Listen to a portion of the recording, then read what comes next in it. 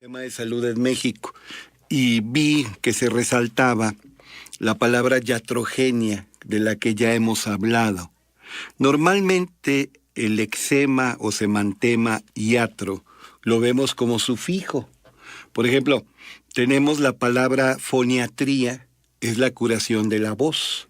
Pediatría, la curación de los niños.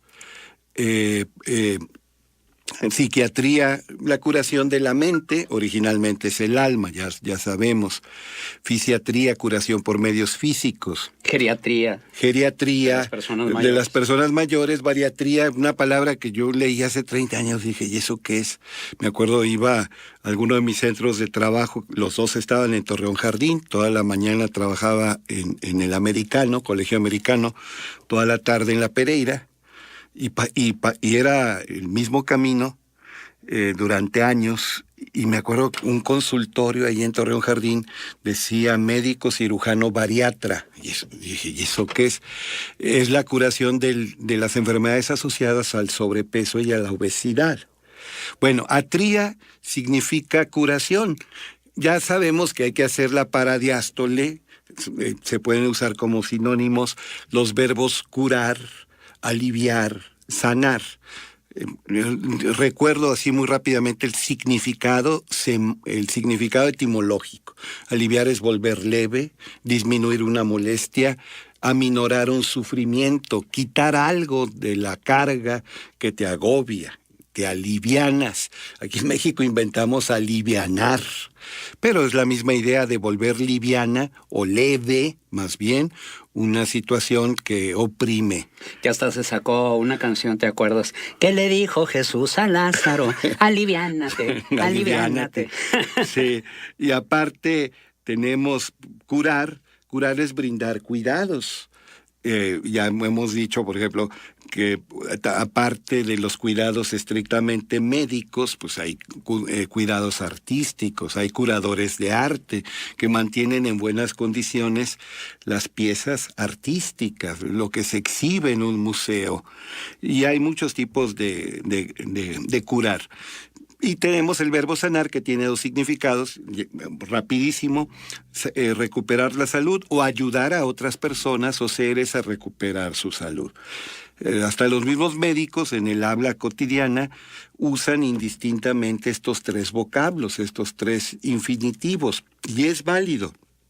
Pero etimológicamente pues, es posible hacer la paradiástole. Y estábamos con iatrogenia.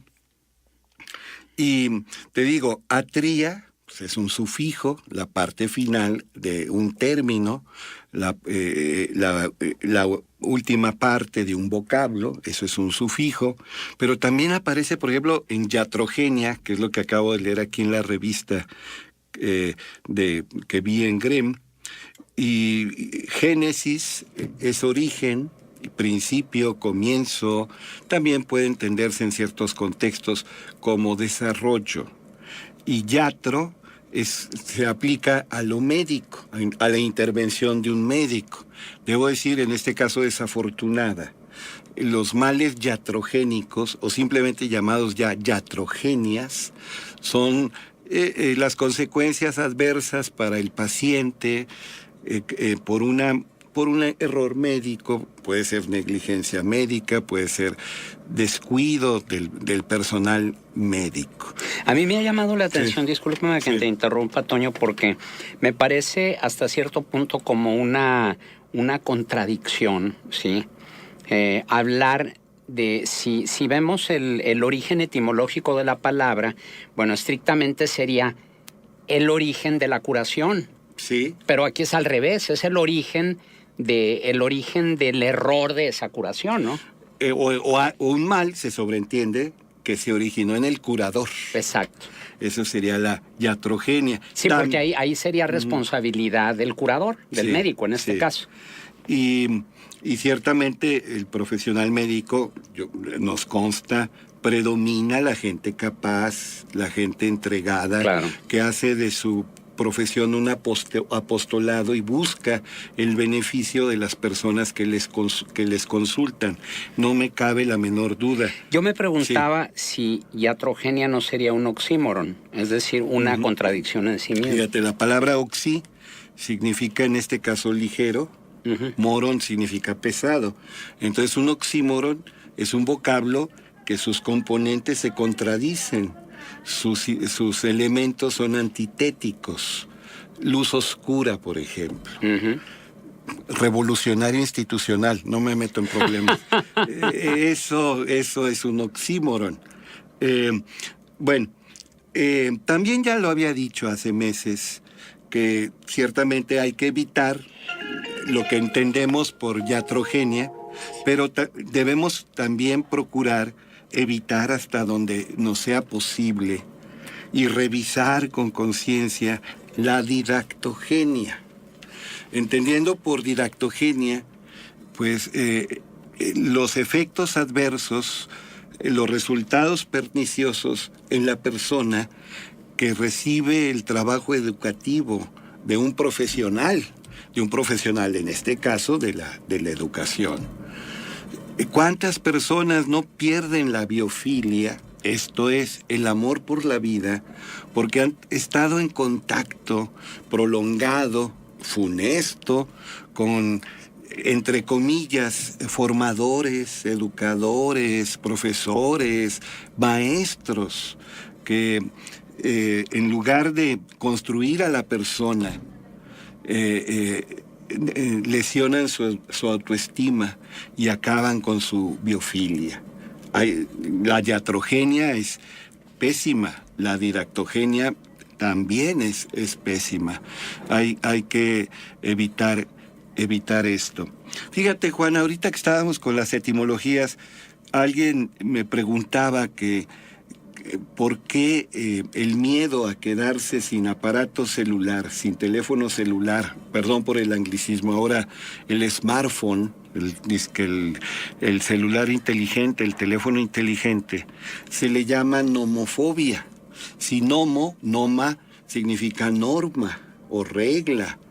Y les digo, es que el origen no está en las lenguas clásicas. Bueno, obviamente phobos sí, pero nomo es de no móvil phone. Entonces quedarse sin el teléfono celular o tener un teléfono celular pero que no está conectado a las redes sociales le da mucho miedo, incluso pánico a las personas. Se maneja, por ejemplo, tú ves en los medios y en las conversaciones casuales en las que uno participa o porque por lo menos uno escucha, que se habla de la risaterapia. Yo me acuerdo hace años leí un libro de Norman Cousins que se llama Anatomía de una enfermedad y él habla de cómo las emociones positivas fortalecen tu sistema inmune y contribuyen al bienestar de tu organismo.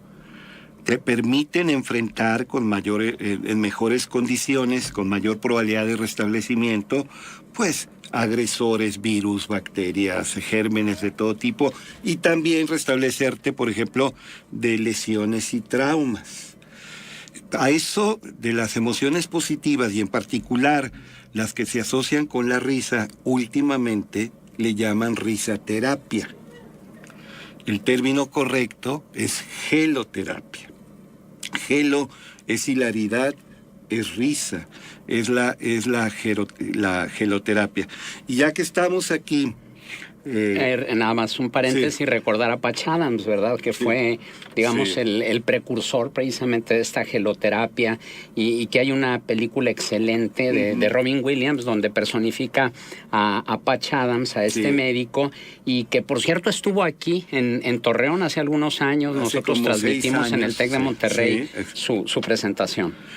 Efectivamente, la película representada muy bien por ese extraordinario actor que tomó la decisión de acabar con sus días, para mal de todos los que lo admiramos, ¿verdad? Robin Williams, Patch Adams. Sí, él es ese Patch Adams, ese Parche Adams, que era el apodo que le ponían, trabajó venturosamente con la geloterapia, pero te digo, hay muchos, Siegel, Norman Cousins, el mismo Deepak Chopra habla de los efectos benéficos de la risa.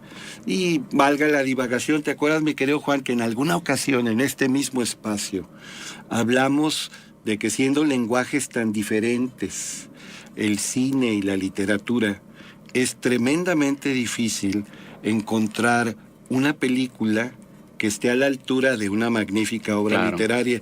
Y creo que coincidíamos en alguna obra tú y yo. Decíamos, por ejemplo, El Padrino de Mario Puzo, la película está a la altura. Sí. Aquí ya habría más controversia, quizá Naranja Mecánica. La versión cinematográfica tiene sus diferencias con la versión literaria. Muchísimo. Pero a muchos nos gusta la versión también cinematográfica de Naranja Mecánica de Anthony Burgess. Y yo Pero como realizador, Stanley Kubrick fue muy, muy polémico en ese sentido, porque Naranja Mecánica es de él, como de él también es otra obra de Arthur C. Clarke, Odisea 2001 del espacio. Kubrick es un genio de la cinematografía, y Burgess, mis respetos en la literatura, pero en la cinematografía Kubrick tiene un lugar altísimo, en élite, en el sentido noble del término. Yo te decía que... Sobre todo, porque recrea, es decir, vuelve a crear una obra y la hace incluso diferente. Yo recuerdo que cuando vi Odisea 2001 en el espacio, francamente, digo, es una obra de arte cinematográfica. Sin embargo, la primera vez que la vi no la entendía, o sea, no me quedaba claro, no podía relacionar los cavernícolas del inicio de la película, la quijada de burro, la primera, la utilización como arma, y luego ya la parte final. Vine entendiéndola hasta que leí el libro, porque antes no pude. Primero vi la película y después el libro. Ambas me encantaron. Igual en el caso de La Naranja Mecánica, o sea, el libro es una obra de arte, incluso trae hasta un glosario al final de todas las palabras que utilizan. Horosho se me quedó tan grabada, y muchas otras más que no vienen, por ejemplo, en la película, no tanto, pero cómo enriquece la película la utilización de la música, ¿sí? De o sea, la utilización de las piezas clásicas que hay. De Beethoven. De Beethoven, de Brahms, ¿sí? De Händel, y es impresionante. Ambas valen por sí solas, es decir, son obras de arte independientemente entre sí. Es decir, Stanley Kubrick tenía esa gran virtud que recreaba, volvía a crear la obra literaria para hacerla una obra cinematográfica. Y por una feliz coincidencia o casualidad, yo diría sincronía, tú hace rato sacaste la palabra oxímoron. Y Naranja Mecánica es un oxímoron. Exactamente. Algo propio de la naturaleza, una naranja, y lo mecánico es algo artificial. Es un ejemplo magnífico, un paradigma perfecto de lo que es un oxímoron. Mira, yo admiro a Humberto Eco, el semiólogo, el teórico de la comunicación, el crítico literario. Y yo sé... El escritor también, El nombre de la rosa es una obra. Es a lo que voy. Esa maravillosa obra, pues no hay una película que pueda dar cuenta cabal de un libro tan rico, tan extraordinario, pero la película con Sean Connery en el papel de William de Beckersville es una película extraordinaria, teniendo en cuenta las limitaciones de tiempo de una cinta. Es una película magnífica. Salió lo de geloterapia, la terapia de la risa. Te recordarás que Giorgio de Burgos, que en realidad es un homenaje a Jorge Luis Borges, el bibliotecario ciego, hoy diríamos con discapacidad visual severa, ocasiona la muerte, francamente asesina, a los que leen el libro de Aristóteles de la retórica en la parte que se refiere a la risa. ponía una toxina que acababa con la vida de los lectores, pero de una manera muy dolorosa, desesperante. Y William de Beckersville, que primero quiere ver las posibles causas naturales más que acudir a lo sobrenatural, no es un crédulo, es un creyente en el buen sentido de la palabra, analiza, pondera y llega a la conclusión de que no es el diablo el que está acabando con las vidas de un monasterio benedictino, donde hay un debate eclesiástico. No es el diablo, sino es un bibliotecario, Georgie de Burgos, en homenaje, y le pregunta William de Beckersville, ya que enfrenta a este bibliotecario invidente, le pregunta, pero ¿por qué quitarles la vida? La gente va a seguir movida a risas, va a seguir riendo. Sí, pero ellos son monjes. Y qué mejor justificación que Aristóteles pondere, ensalce la risa. Te acordarás, por ejemplo, que ahí hay un debate sobre cuál es la pobreza evangélica y participan los legados pontificios frente a teólogos franciscanos en ese monasterio de la Orden de San Benito. Y se alude a la orden dolcinita. ¿Quiénes son los dolcinitas? Bueno, no es una orden, era unos, para la iglesia, herejes que decían que la pobreza tenía que ser radical y toda forma de riqueza era explotación y despojo. No solamente había que renunciar al consumismo, a la vanagloria, a las vanidades propias de la riqueza, sino matar a los ricos. Entonces los dolcinitas, entendiendo de una manera harto atrevida y sin mucho fundamento, consideraban deber sagrado matar a los ricos. Practicaban el plutocidio, sería el asesinato de ricos. Entonces, salió Atría, salió Yatro, tenemos otra palabra, terapia, terapeia, significa tratamiento. Entonces, como sufijo, en realidad es un pseudosufijo, pseudodesinencia. Tenemos muchas palabras terminadas en terapia, farmacoterapia, fisioterapia, helioterapia, radioterapia, etcétera, que es tratamiento, obviamente con el propósito de curar y de ayudar a restablecer la salud de las personas. Por último, otra vez me preguntaron que cómo se conjuga el verbo nevar, que cuál es la flexión correcta, neva o nieva. Neva mucho en la Sierra de Chihuahua o nieva mucho en la Sierra de Chihuahua. Gramaticalmente es nieva. Les digo a la gente que todos los verbos siguen un paradigma, esto es, un modelo. Y tenemos el verbo temblar, que sería un muy buen ejemplo para el verbo nevar. Yo no digo tembla en la Ciudad de México, claro. Digo tiembla en la Ciudad de México. Excelente, como siempre, tu participación, Toño. ¿Algún punto de contacto? antonioalvarezmesta@hotmail.com. ¿Y usted? No se vaya, porque seguimos con la mesa de análisis. El tema, la participación de la ciudadanía en las agresiones contra las mujeres. Siga con nosotros.